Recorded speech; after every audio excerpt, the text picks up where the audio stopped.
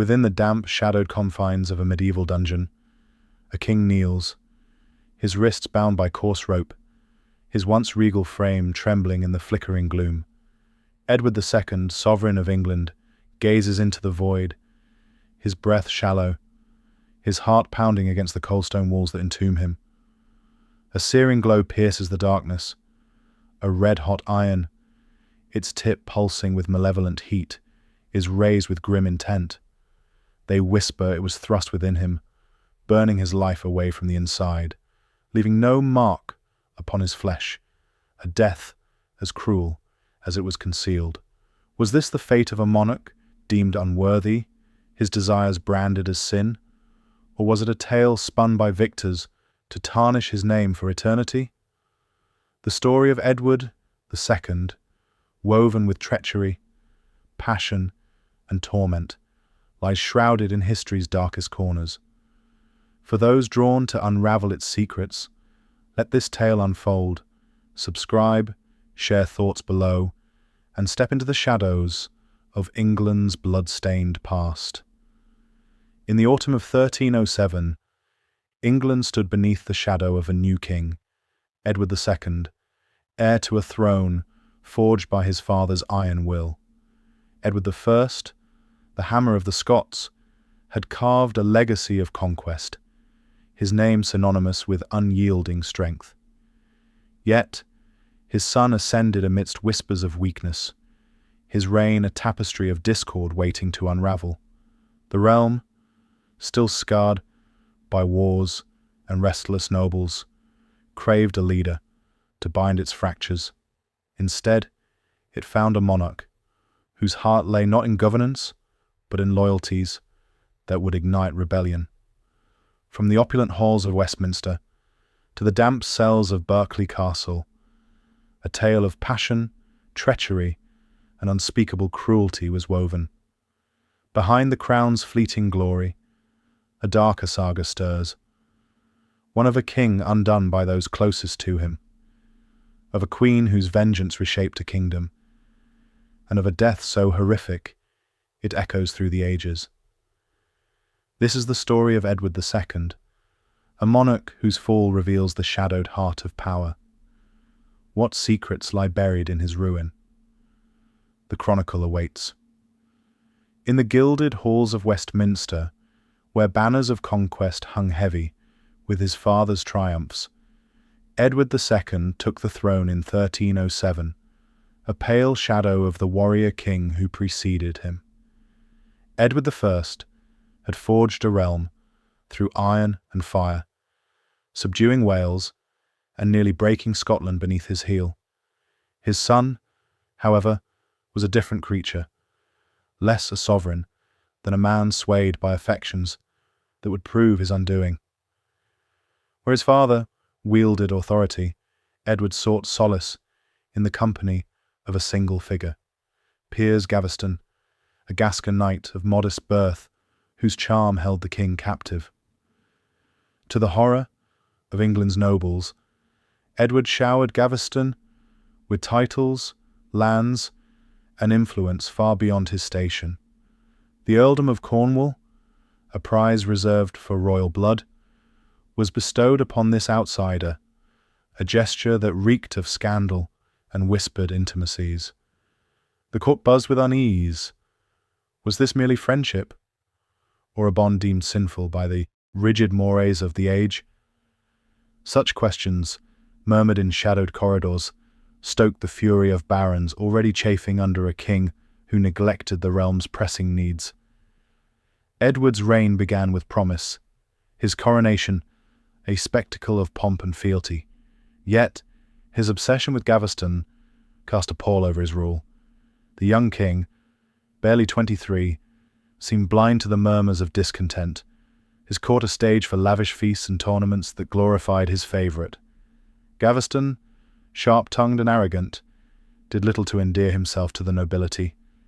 He mocked them with biting nicknames, Burst Belly for one, Black Dog for another, fueling their resentment.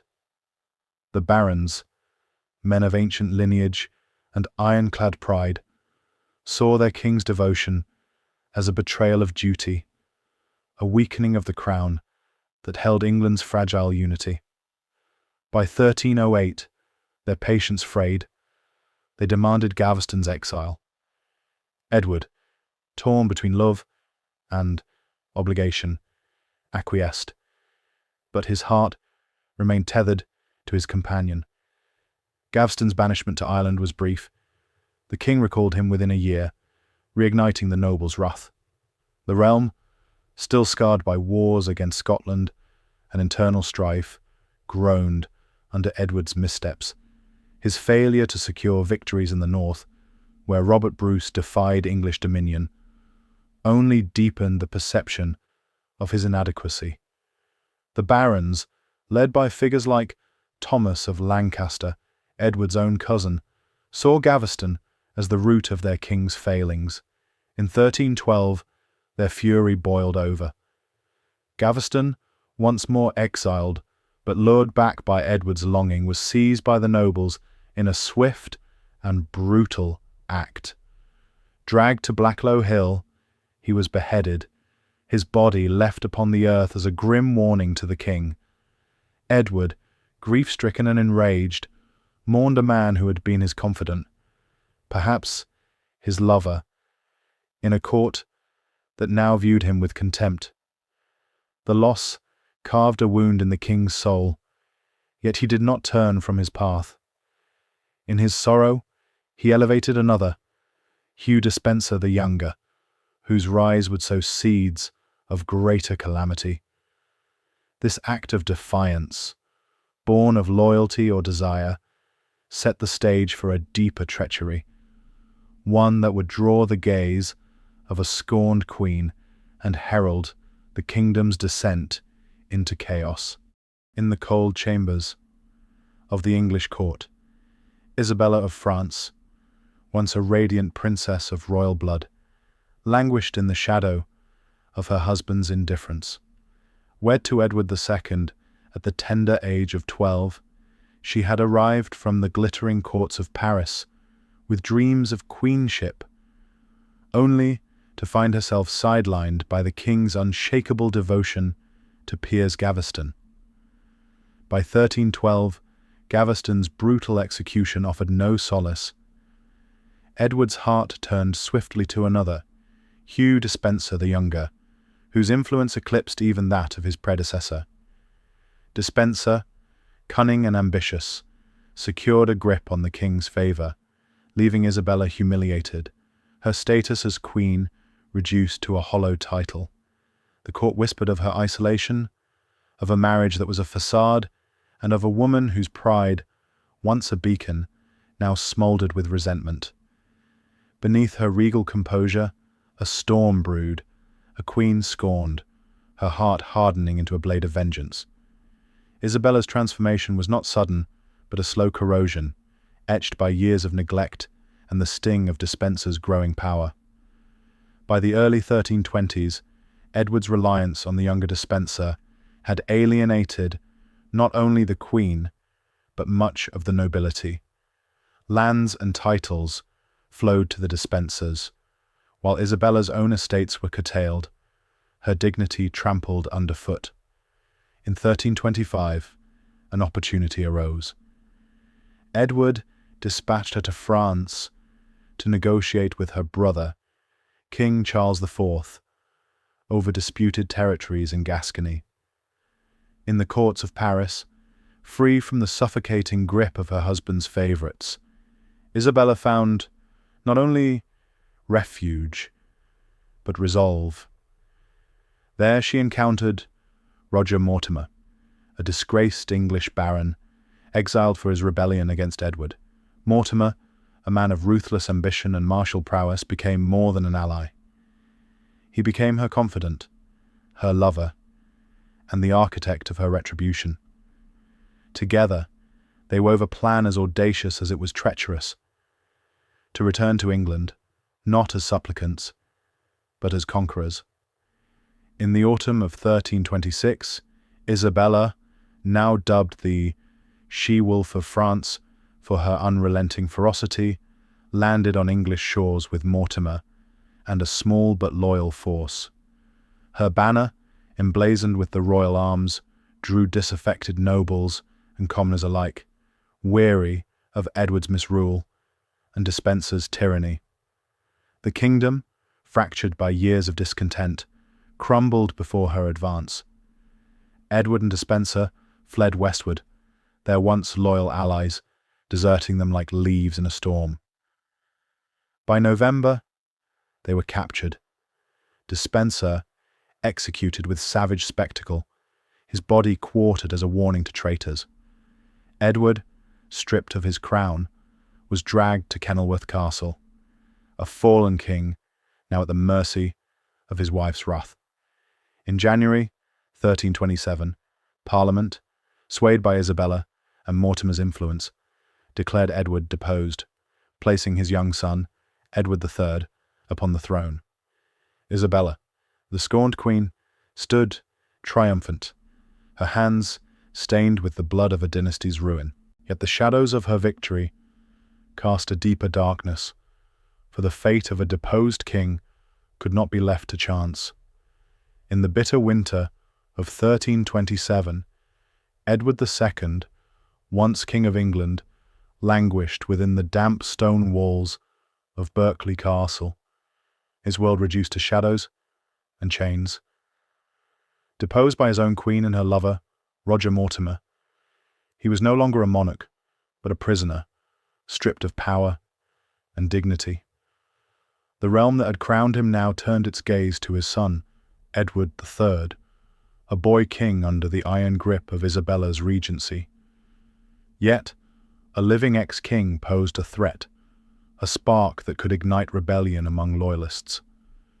In the darkened corridors of power, whispers grew of a final act to ensure Edward's silence, one so horrific it would etch his name into history's grimmest annals.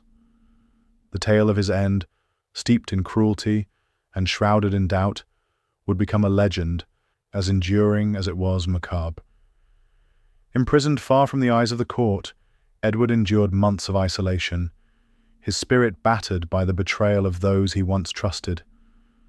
The nobles who had sworn fealty now bowed to Isabella, their silence a testament to the kingdom's shifting tides. By September 1327, word spread that the former king had died, his passing cloaked in mystery. Chroniclers of the time, their pens guided by the victors, recorded a tale so ghastly it chilled the soul. Edward, bound and helpless, was said to have been murdered with a red-hot iron thrust through his bowels, a method designed to kill, without leaving a mark upon his flesh. This act, if true, was not merely murder, but a deliberate desecration, a punishment laced with symbolic venom. In an age when sodomy was deemed a mortal sin, the choice of such a death was a calculated insult, aimed at branding Edward's rumoured desires as the cause of his ruin. Yet, the truth of this tale remains elusive. No contemporary account confirms the gruesome method. Some suggest Edward died of natural causes, his body broken by confinement, or perhaps by poison slipped into his meagre rations. The story of the red-hot iron, vivid and horrifying, emerged in later chronicles, possibly as propaganda to vilify Edward and justify Isabella's coup. The methods vary in probability, requiring precision to avoid external wounds, casts doubt on its veracity, yet its persistence speaks to its power. It was a narrative crafted to humiliate, to transform a king into a cautionary tale of weakness and vice. The cultural disdain for Edward's rumoured intimacy with men like Gaveston and Despenser fueled the myth, reflecting a medieval world where such bonds were anathema, punishable by divine and earthly wrath. The iron, glowing with infernal heat, became a symbol of retribution, searing Edward's legacy into the annals of infamy. This death, whether truth or fiction, served its purpose. It preserved the facade of royal dignity by leaving no visible scars, while whispering to the world of a king's moral decay. Isabella and Mortimer, secure in their triumph, faced no immediate challenge from a deposed monarch's ghost. Yet the very brutality of the tale sowed seeds of unease, for a kingdom born in such treachery could not long escape its own reckoning. The tale of Edward II lingers like a shadow cast across the centuries, a chronicle of a king undone by his own heart and the treachery of those he held dear. His reign, marked by weakness and scandal, ended in a dungeon's gloom, his name forever tethered to a death as gruesome as it is uncertain. Was the red-hot iron a cruel truth, or a vicious lie, crafted by victors to stain his memory? The question endures, a testament to the power of narrative to shape history's verdict. Edward's fall was not merely personal, but a mirror to a realm fractured by ambition and betrayal. Isabella, the she-wolf of France, rose as a queen, avenged, only to falter under the weight of her own hubris. Her regency, shared with Roger Mortimer, grew tyrannical, sowing discontent until her son, Edward III, cast her aside, confining her to a life of obscurity. Power, so fiercely won, consumes both victor and vanquished, leaving only echoes of glory and shame. The saga of Edward II, steeped in passion and perfidy, reminds all that crowns are heavy with sacrifice. What truths lie buried in such tales? Share thoughts below. Subscribe to uncover more shadowed histories and let the past's whispers guide the curious mind.